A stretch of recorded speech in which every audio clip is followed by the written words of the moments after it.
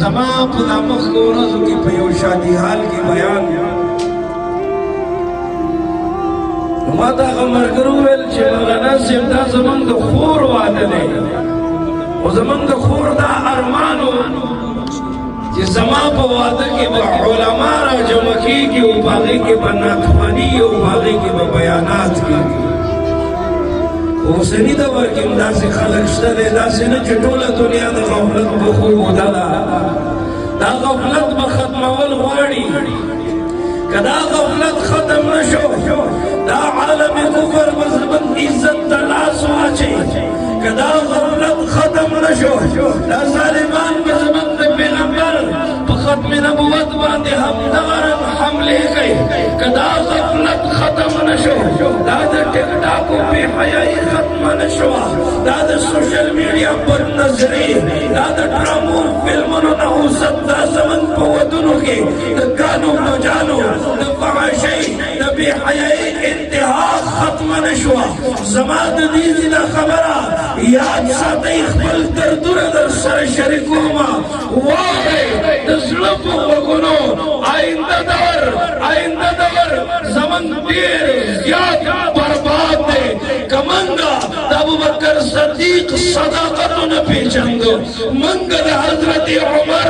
عدالت نه پېژندو موږ د حضرت عثمان سخاوت نه پېژندو موږ د حضرت علي شجاعت نه پېژندو یاد ساتئ آئنده نسلونه تاسو د بهادرۍ په نوم نه پېژني تاسو د ننګ او غیرت په نوم نه پېژني ستاسو نوم به د صفحه هستۍ نه مټاو شي جس قید سے دهقان کو میسر نہ ہو روزی اس قید کے ہر خوش کندم کو جلا دو حیث پتہ نہ لگی مرگ بکلی کنا سمر جوان دے تا جوان خو خستا دیر کا کنا دا مرگ و دا جوان حیث پتہ نہ لگی دیر خبل موقعا زمان سڑواری جو دیر خبریوں کو منگسر وقت مختصر دے خبل حاضری میں اکڑا ماوی چې دا قاری صاحب رانه خفه نشي او اصل خبره خدا ده چې دا غریب خو گرفتار هم شو کنه او داسې گرفتار شو پته نه لګي چې دې نه بعد به موږ وګورو کنه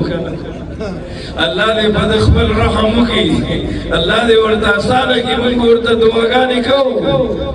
هغه د یو سړي ښځه سپیچي چلې وه نو مړه شوه دا چې چا ودونه کړي دوی په دې خبره ډېر ښه پوهېږي وایي مړه شوه نو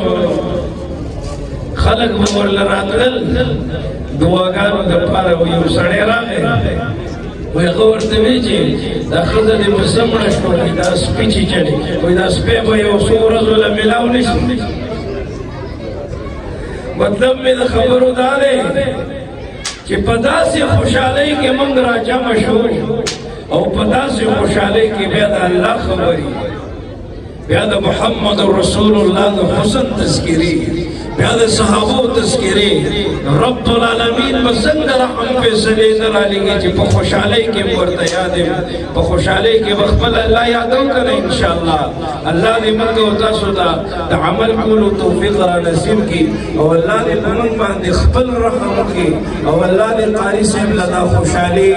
په دې کې ورته الله برکت واچوي الله یې د دوی د ټولو د امن او د سکون او د خوشحالو زندګي نصیب کړي